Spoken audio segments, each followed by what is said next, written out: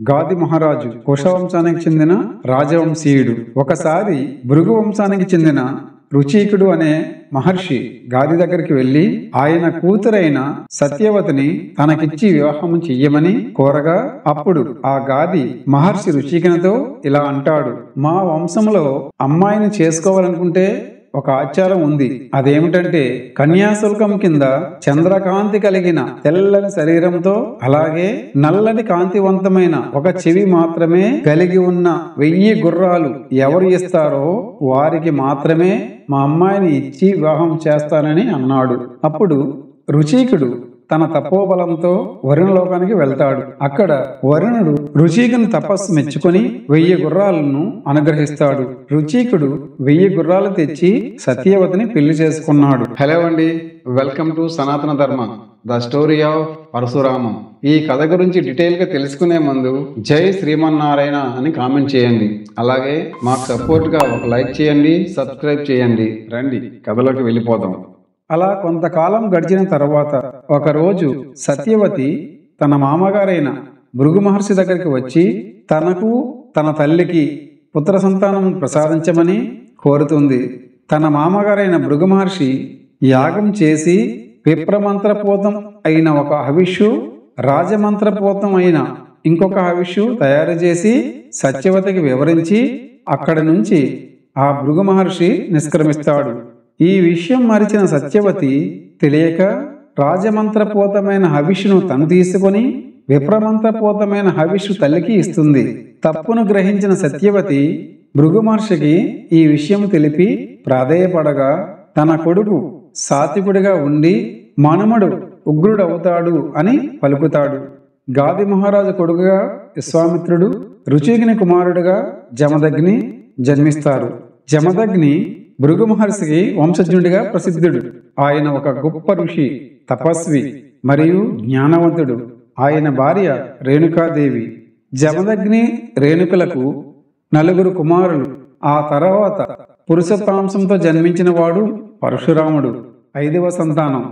పరశురాముడు శివుని వద్ద అస్త్ర విద్యలను అభ్యసించి అజేయ పరాక్రమవంతుడై ఆయన నుండి అఖండ పరశువు అనగా గండ్రగొడ్డలి పొంది పరశురాముడైనాడు.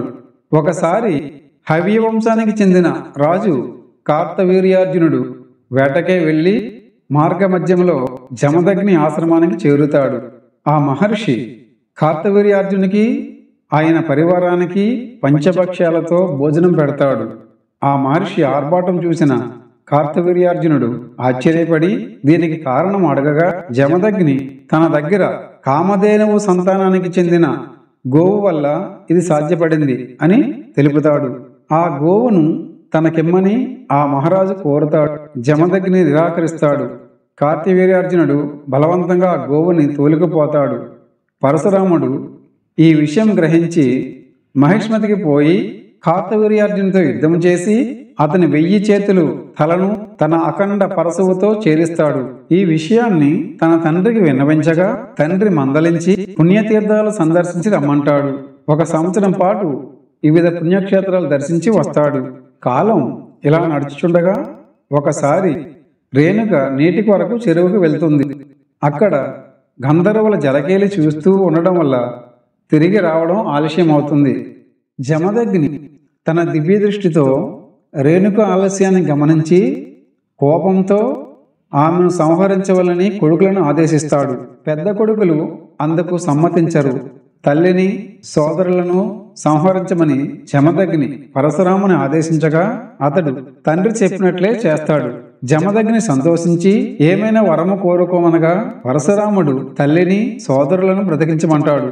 ఈ విధముగా పరశురాముడు తన తల్లిని, సోదరులను తిరిగి బ్రతికించుకుంటాడు.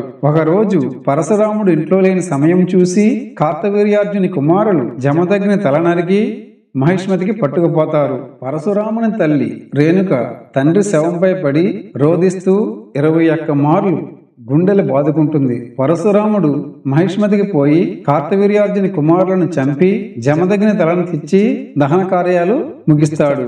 ఆ తరువాత పరశురాముడు యావత్ క్షత్రియ జాతిపై ఆగ్రహించి వారిపై 21 మార్లు దండెత్తి క్షత్రియ వంశాలను నాశనం చేస్తాడు. సమంతక పంచకమనే 5 సరస్సులను క్షత్రియుల రక్తంతో నింపి పరశురాముడు తల్లిదండ్రులకు తర్పణం అర్పిస్తాడు. జనకుడు, దశరథుని వంటి కొద్దిమంది రాజులు గోవుల మందలలో దాగుకొని తప్పించుకుంటారు. తరువాత పరశురాముడు భూమిని అంతటినీ కశ్యపునకు దానమిచ్చి తాను తపస్సు చేసుకోవడానికి మహేంద్రగిరికి వెళ్ళిపోతాడు.